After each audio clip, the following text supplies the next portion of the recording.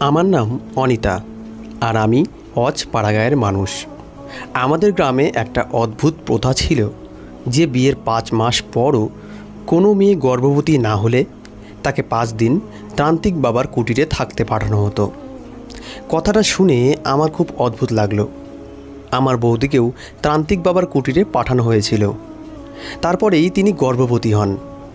একদিন যখন আমি আমার বৌদিকে এই রহস্যটার কথা জিজ্ঞেস করলাম, তখন তার মুখের রং ফ্যাকাশে হয়ে গেল এবং তিনি কাঁদতে কাঁদতে বললেন, তুমি এখনও ছোট, এসব বিষয় নিয়ে ভাবার দরকার নেই। কাঁদতে কাঁদতে আরও বললেন, আমাদের গ্রামের মেয়েদের উপর যে অত্যাচার করা হয়, ঈশ্বর যেন কোনো মেয়ের উপর এমন না করেন। বৌদির এই কথা শুনে ভয় পেয়ে গেলাম। কিন্তু 6 বছর পর আমার বিয়ে হলে আমাকেও তান্ত্রিক বাবার কুটিরে পাঠানো হয়। কিন্তু যা জানতে পারলাম তাতে আমার পায়ের নিচ থেকে মাটি সরে গেল। তান্ত্রিক বাবা আমার সাথে, আমার নাম অনিতা, কিন্তু বাড়ির সবাই আদর করে অনি বলে ডাকত। আমি আমার ভাই বোনদের মধ্যে সবচেয়ে ছোট, তাই পরিবারের সবাই আমাকে খুব ভালোবাসত। আমার 2 ভাই ও এক বড় বোন ছিল। আমি যখন ছোট তখনই বুঝতে পারি যে আমাদের গ্রামে কিছু অদ্ভুত প্রথা আছে। গ্রামে মেয়েদের লেখাপড়া করার রীতি ছিল না, বরং তাদের জন্মের সাথে সাথে বিয়ের যৌতুক জোগাড় করা শুরু করে দেওয়া হতো এবং বিয়ের পরিকল্পনা করা হতো। আমাদের গ্রামের রীতি ছিল গ্রামের ছেলে মেয়েদের বিয়ে গ্রামের মধ্যেই হবে। আজ পর্যন্ত কখনো আমাদের গ্রামের কারো বিয়ে বাইরের গ্রামের কারোর সাথে হয়নি। আমার মনে আছে, আমার যখন 10 বছর বয়স তখন গ্রামে একটা হইচই হয়েছিল। গ্রামের একটি মেয়ে অন্য গ্রামের ছেলেকে বিয়ে করার কথা বলেছিল, কিন্তু কেউ রাজি হয়নি। ছেলেটিও মেয়েটির বাবা মায়ের সামনে অনুনয় বিনয় করেছিল, এমনকি সে তার মা বাবাকে দিয়ে সম্বন্ধের প্রস্তাব পাঠিয়েছিল। ছেলেটি বলতো, আমি তাকে ভালোবাসি এবং বিয়ে করতে চাই, কিন্তু গ্রামের মোড়ল তার সাথে বিয়ে দিতে রাজি হননি। তার বক্তব্যে ছিল এই বিয়ে হলে পুরো গ্রাম সমস্যায় পড়বে। অনেক বোঝানোর পরও ছেলেটি বুঝতে চায়নি, তাই ওর বাড়ির লোকেরা ছেলেটিকে তার ঘরে আটকে রাখে। ছেলেটি কিছুদিন পর ঘরের সিলিংয়ে ঝুলে আত্মহত্যা করে। তখন আমার বয়স কম, তাই এই বিষয়গুলো এত ভালোভাবে বুঝতাম না। গ্রামের রীতিনীতি সম্পর্কেও তেমন কিছুই জানতাম না। আমি শুধু ক্লাস 4 অবধি পড়েছি। আমি আরও পড়াশোনা করতে চাইতাম, কিন্তু বাবা রাজি হননি। বাবা বলতেন, এই যথেষ্ট, আমাদের গ্রামে এর চেয়ে বেশি কেউ পড়ে না। আমি অনেক কান্নাকাটি করেছি, কিন্তু বাবার উপর তার কোনো প্রভাব পড়েনি। আমার এক বন্ধু আমাকে পরামর্শ দিল যে আমাদের গ্রামের বিখ্যাত তান্ত্রিক বাবাকে গ্রামবাসীরা খুব শ্রদ্ধা করেন। তুই যদি তান্ত্রিক বাবার কাছে গিয়ে তাকে দিয়ে সুপারিশ করাতে পারিস, তবে তোর বাবা অবশ্যই রাজি হবে। একদিন বাড়ির সবাই কোথাও গিয়েছিল। আমি আগে তান্ত্রিক বাবাকে কখনো দেখিনি। আমি শুধু জানতাম তিনি গ্রামের মোড়ল, সবাই তার কথা মেনে চলেন।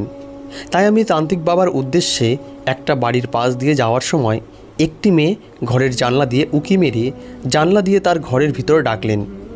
এরপর আমাকে জিজ্ঞেস করলেন, এত প্রখর রোদে কোথায় যাচ্ছিস?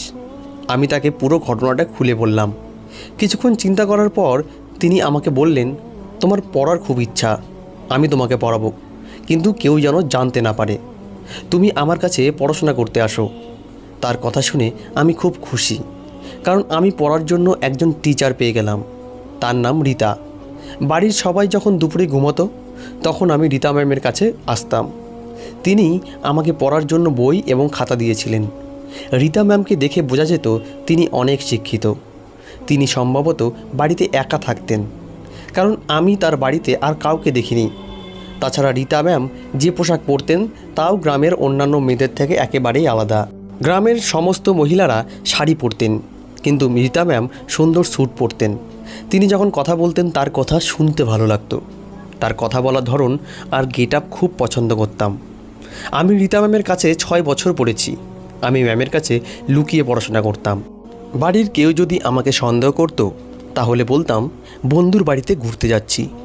মা এবং দিদি এই বিষয়ে জানতেন, কিন্তু আমার কারণে তারা চুপ করে রইলেন। রীতা ম্যামের কাছে পড়া শেষ হলে একদিন মা বললেন, তুই এখন বড় হয়ে গেছিস, তোর বাবা ও দাদা তোকে ঘর থেকে বের হতে নিষেধ করেছে। যাই হোক, দাদার বিয়ে হতে চলেছে, তাই দাদার বিয়েতে প্রস্তুতিতে ব্যস্ত। মাকে বললাম, মা, রীতা ম্যামকেও ডাকতে হবে। মা ঘাবড়ে গিয়ে বললেন, চুপ কর, রীতাকে চিনিস, একথা কাউকেও বলবি না। এই গ্রামের সবাই তাকে এক ঘরে করে রেখেছে। এ কথা শুনে আমি অবাক হয়ে গেলাম। মা বলতে লাগলেন একদিন ও তান্ত্রিক বাবার সাথে খারাপ ব্যবহার করেছিল, আর তান্ত্রিক বাবাকে গ্রামের সবাই সম্মান করে। তান্ত্রিক বাবাই গ্রামের মোড়ল। সেদিনই প্রথম জানতে পারলাম গ্রামের অদ্ভুত রীতিনীতি সম্পর্কে। যেসব মেয়ে বিয়ের 5 মাস পরেও গর্ভবতী হয় না, তাকে তান্ত্রিক বাবার কাছে পাঠানো হয়। বাবা 5 দিন ধরে যেখানে তার চিকিৎসা করেন, তারপর সে গর্ভবতী হয়। রীতা ম্যাম অন্য মেয়েদের থেকে একেবারেই আলাদা।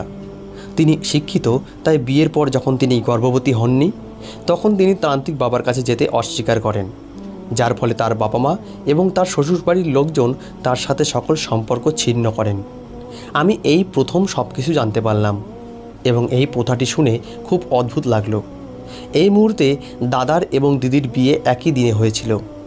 বিয়ের পর দিদি তার শ্বশুরবাড়িতে চলে যায় এবং বৌদি আমাদের বাড়িতে আসে। বৌদি আমাদের গ্রামের, তাই আগে থেকেই চিনতাম। বৌদি বাড়িতে আসায় আমি খুব খুশি, কারণ দিদি চলে গিয়েছিল, ফলে আমি একা হয়ে পড়েছিলাম। কিন্তু বৌদি বাড়িতে আসার সাথে সাথে তার সাথে আমার বন্ধুত্ব হয়ে গেল। বৌদি খুব সুন্দর এবং ভালো। তিনি সারাদিন ঈশ্বরের নাম জপ করে কাটাতেন। আমি তাকে জিজ্ঞেস করলে তিনি বললেন, ঈশ্বরের কাছে প্রার্থনা করি যেন আমি তাড়াতাড়ি একটি সন্তান পাই। আমি যদি 5 মাস গর্ভবতী না হই, তাহলে আমাকে তান্ত্রিক বাবার কাছে যেতে হবে। আমার দাদা এবং দিদির বিয়ে একই দিনে হয়েছিল, কিন্তু দিদি 3 মাসেই গর্ভবতী হয়, আর বৌদি এখনও গর্ভবতী হননি। আমি আমার বৌদিকে বুঝিয়ে বললাম, মন খারাপ করছো কেন? দাদাকে বলো একজন ভালো ডাক্তার দেখাতে। চিকিৎসা করার পরে তুমিও গর্ভবতী হয়ে যাবে। বৌদি বললেন, এটা হতে পারে না, এখানে ডাক্তারের চিকিৎসা হয় না, শুধু তান্ত্রিক বাবার চিকিৎসা হয়। কিন্তু আমি তান্ত্রিক বাবার কাছে যেতে চাই না। বিয়ের 4 মাস পরেই গ্রামের মহিলারা আমাদের বাড়িতে এসে আমার মাকে পরামর্শ দিতে লাগলেন যে তিনি যেন তার পুত্রবধূকে তান্ত্রিক বাবার কাছে নিয়ে যান। বৌদি খুব ভয় পেয়ে সারাদিন কান্নাকাটি ধরতে লাগলেন। এখন 5 মাস হয়ে গেছে, তবুও যখন বৌদি গর্ভবতী হলেন না, তখন গ্রামের রীতি অনুযায়ী তাকে তান্ত্রিক বাবার কাছে ওখানে পাঠানোর কথা চলছে। আমি মাকে বললাম, বৌদি যখন তান্ত্রিক বাবার কাছে যেতে চান না, তখন জোর করে তান্ত্রিক বাবার কাছে পাঠানোর কী দরকার? তখন মা বললেন, তোমার দাদা তোমার বৌদিকে ডিভোর্স দিয়ে বাড়ি থেকে বের করে দেবে। ডিভোর্সের কথা শুনে বৌদি ঘাবড়ে গেলেন এবং খুব ভয় পেয়ে তিনি তান্ত্রিক বাবার কাছে যাওয়ার জন্য রাজি হলেন। যাওয়ার সময় বৌদি আমাকে জড়িয়ে ধরলেন। আমি অবাক হয়ে ভাবলাম, জানি না মাত্র 5 দিনের জন্যই বৌদি কেন এত ভয় পাচ্ছেন। যাই হোক, তান্ত্রিক বাবার চিকিৎসার পর কারো সন্তান হতে পারে, সেটা আমি বিশ্বাস করিনি। আমি যদি রীতা ম্যামের কাছ থেকে শিক্ষা না পেতাম, তাহলে হয়তো আমিও এই অন্ধবিশ্বাসের শিকার হতাম। আমি খুব ভালো করে জানি, বাচ্চা দেওয়া না দেওয়া একমাত্র ঈশ্বরের হাতে। তাহলে এই তান্ত্রিক বাবা কি এমন করেন? বৌদি চলে যাওয়ার পর 2 দিন হয়ে গেল। সেই তান্ত্রিক বাবা গ্রামের শেষ কোণে থাকতেন। আমি মুখ লুকিয়ে সেখানে গেলাম। ওখানে একটা বড় ঘর এবং এর চারপাশে অনেক ছোট ছোট ঘর। সেখানে অনেক মহিলা ছিলেন। আমি প্রতিটি ঘরের খোলা জানালার কাছে গিয়ে বৌদিকে খুঁজছিলাম। অবশেষে 3-4টি ঘরের পরে একটি ঘরে আমি বৌদিকে দেখতে পেলাম। তিনি মাটিতে বসেছিলেন। আমি তাকে ডাকলে আমাকে দেখে তিনি চমকে উঠলেন এবং বললেন, তুমি এখানে কেন এসেছো? আমি নিজেই 2 দিন পরে বাড়ি যাব। আমি কিছু জিজ্ঞেস করতে চাইলে বৌদি হাত জোর করে তার চোখে জল এবং বললেন, ঈশ্বরের দোহাই, প্লিজ এখান থেকে এখনই যাও। আমি চাই না কেউ তোমাকে দেখুক। আমি বৌদির অনুরোধে ফিরে গেলাম। 5 দিন পর মা আর দাদা গিয়ে বৌদিকে নিয়ে এলো। বৌদির অবস্থা খুবই খারাপ। তার চোখের নিচে ডার্ক সার্কেল পড়েছে আর তাকে আগের থেকে আরও দুর্বল দেখাচ্ছে। আমি বললাম, মা, বৌদির কি হয়েছে? বৌদি বললেন, কিছুই হয়নি। তোর বৌদি তোকে কতবার বলেছে বড়দের আশেপাশে না থাকতে? তুই এখনও ছোট। মা আমাকে বকাঝকা করে চুপ করিয়ে দিয়ে বললেন, তান্ত্রিক বাবার চিকিৎসার কারণে এমন হয়েছে, চিন্তার কিছু নেই। মায়ের এই কথায় আমি আফসোস করে মাথা নাড়লাম এবং মনে মনে ভাবলাম, তান্ত্রিক বাবার চিকিৎসায় বৌদির গর্ভবতী হওয়া সম্ভব না। কিন্তু অবাক হলাম যখন 1 মাস পরেই জানতে পারলাম আমার বৌদি অন্তঃসত্ত্বা। মা ও দাদা খুশি হয়ে গ্রামে মিষ্টি বিতরণ করলো। কিন্তু এই ঘটনা আমার কল্পনার বাইরে। আমি আমার বৌদিকে জিজ্ঞেস করলাম, তান্ত্রিক বাবা মেয়েদের সাথে কি করেন যে তারা এত তাড়াতাড়ি গর্ভবতী হয়? আর তুমিও প্রেগনেন্ট হয়ে গেছো, এটা কিভাবে হলো বলো? বৌদি, ওই ঘরে তোমার সাথে কি হয়েছিল? এটা শুনে বৌদির এক্সপ্রেশন পাল্টে গেল। চোখে অশ্রু নিয়ে বলতে লাগলেন, আমাকে এসব জিজ্ঞেস করো না। আমি অনেক জোরাজুরি করলাম। বৌদি শুধু বলল, তুমি এখনও ছোট, ডিটেলস বলতে পারবো না, শুধু জেনে রাখো এই রেওয়াজটা আমার সহ অনেক মেয়ের জীবন নষ্ট করেছে। ঈশ্বর যেন কাউকে এমন শাস্তি না দেন। আমিও বৌদির কথা শুনে খুব ভয় পেয়েছিলাম যে এটা কী রকমের শাস্তি। আমি দিনের পর দিন বৌদির মন খারাপ দেখেছি। 9 মাস পূর্ণ হওয়ার পরে বৌদি একটি মেয়ের জন্ম দিয়েছেন। বৌদির মেয়ে দেখতে হুবহু বৌদির মতন, কিন্তু আশ্চর্যের বিষয়, সন্তানের জন্য প্রার্থনা করা বৌদি নিজের সন্তান হওয়ার পর নিজের সন্তানের দিকে একবারও তাকায়নি। এমনকি মনেও হতো না এটা তার নিজের মেয়ে। ওকে খুব একটা ভালোবাসত না। আমার মা ওর যত্ন নিতেন। আমি আমার বৌদিকে বললাম, মেয়ের যত্ন নাও, আমরা কেন তোমার মেয়ের যত্ন নেব, সে তোমার নিজের মেয়ে। বৌদির বোধ হয় মাথা খারাপ হয়ে গেছে। সে হাসতে হাসতে বলতো, ওকে রেখে এসো। আমি কেন ওকে ছোবো, আমি নষ্ট হয়ে গেছি। বৌদিকে তান্ত্রিক বাবার কাছে নিয়ে যাওয়ার পর থেকেই তিনি খুব অদ্ভুত আচরণ করছেন। বৌদির এই অবস্থার জন্য আমার খুব খারাপ লাগতো। তিনি সর্বদা মনমরা এবং উদাস হয়ে থাকতেন।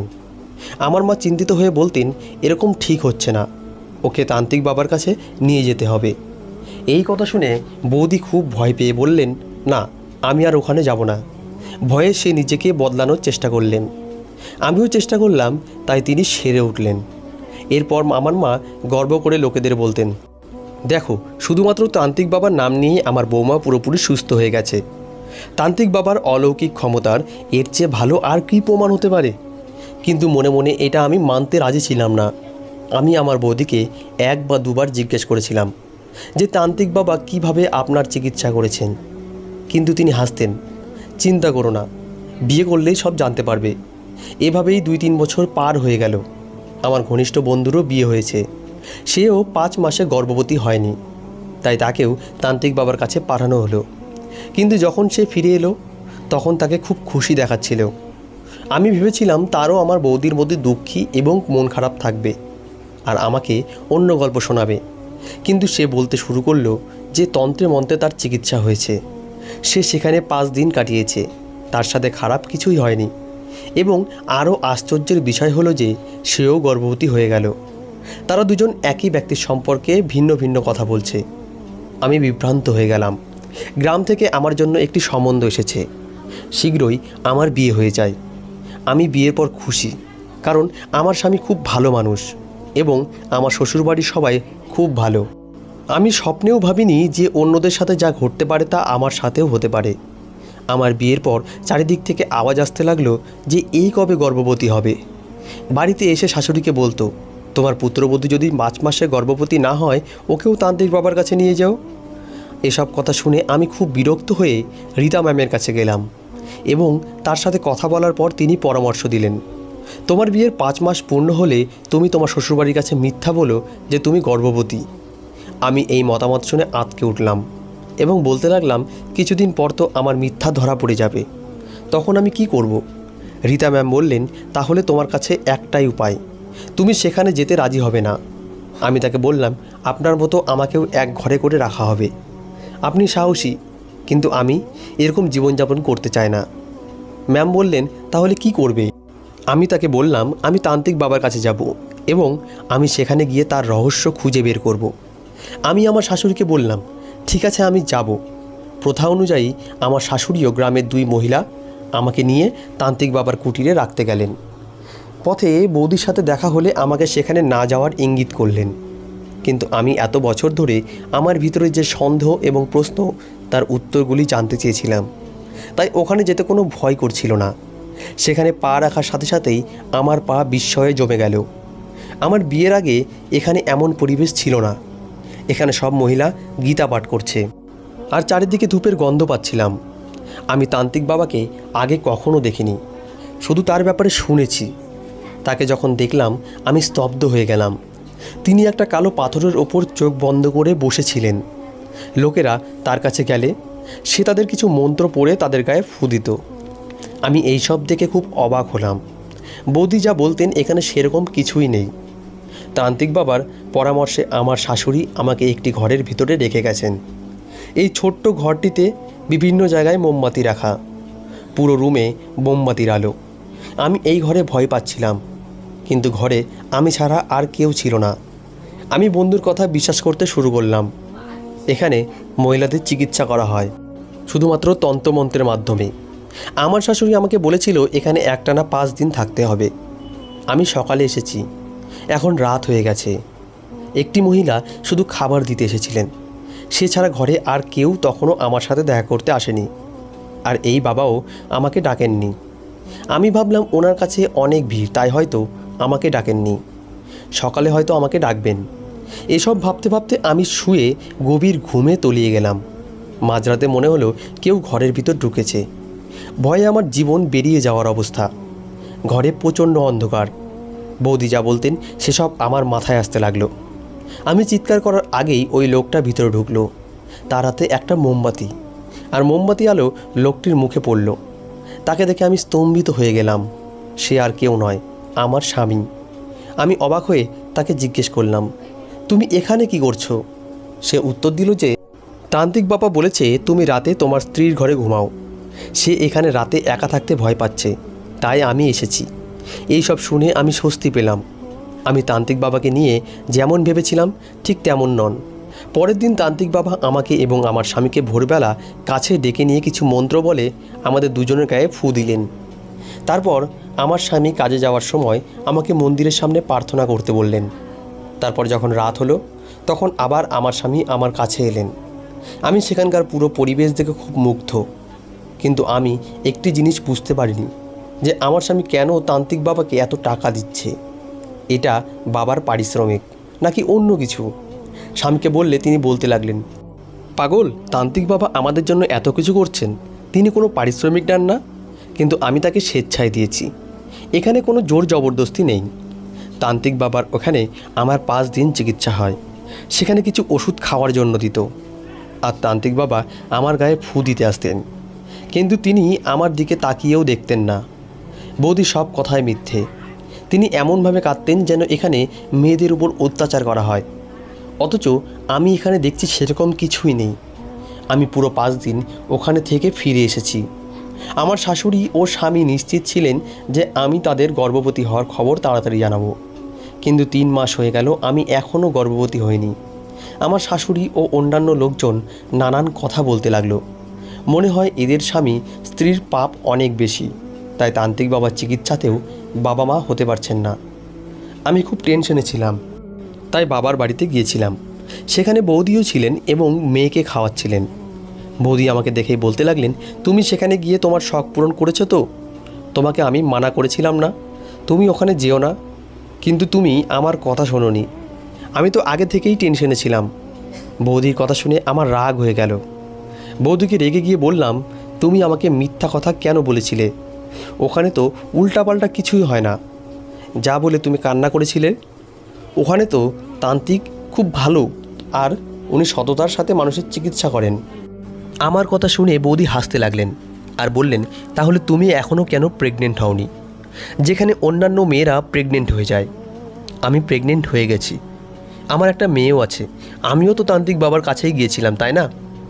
আমার কাছে বৌদির কথার কোনো উত্তর ছিল না। বৌদি বলতে লাগলেন, তোমার ডাক্তারের কাছে যাওয়া উচিত।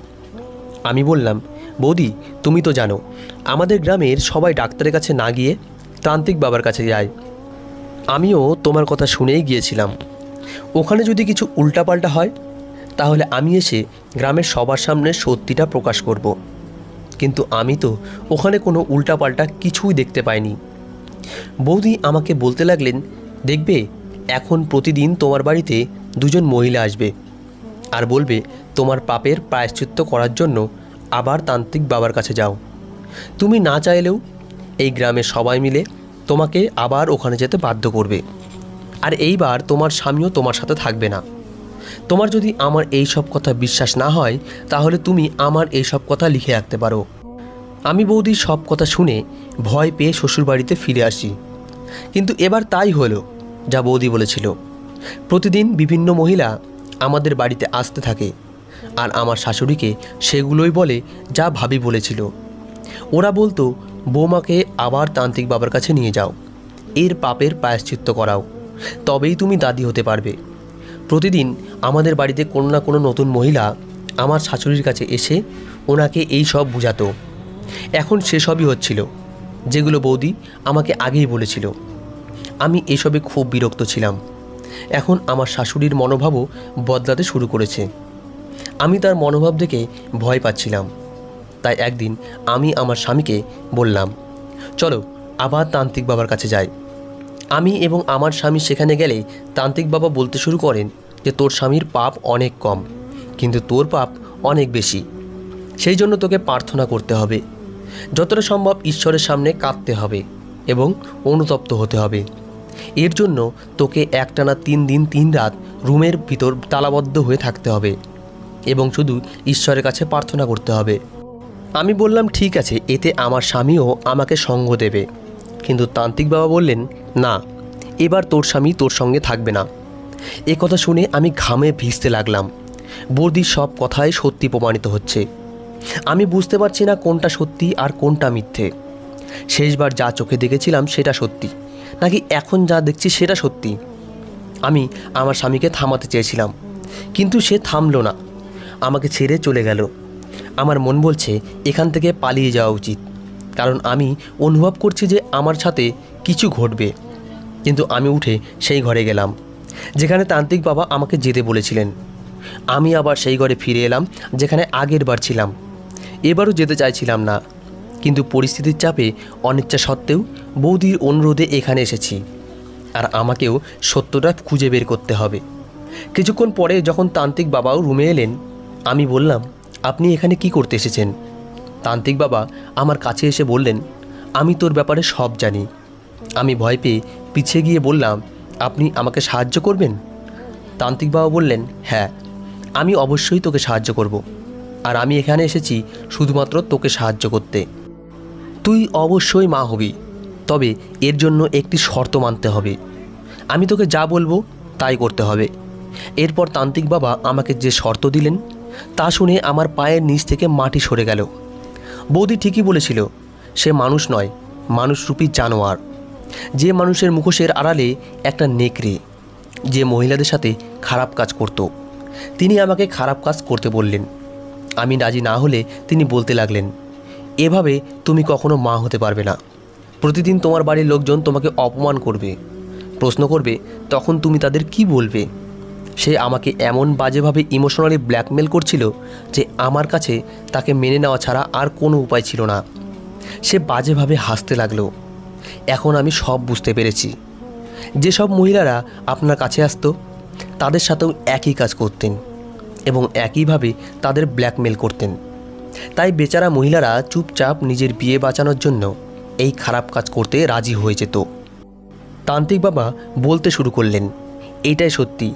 সেই মেয়েরাই আমার কাছে আসে যারা খুব অসহায়, সন্তান না হলে আমার কাছে আসে, আর আমার সন্তানের মা হয়ে সে তার বিবাহিত জীবন বাঁচায়। তুমি যদি এই কাজ করো তবেই তোমার বিবাহিত জীবন বাঁচবে। আমি বললাম, আপনার লজ্জা করে না?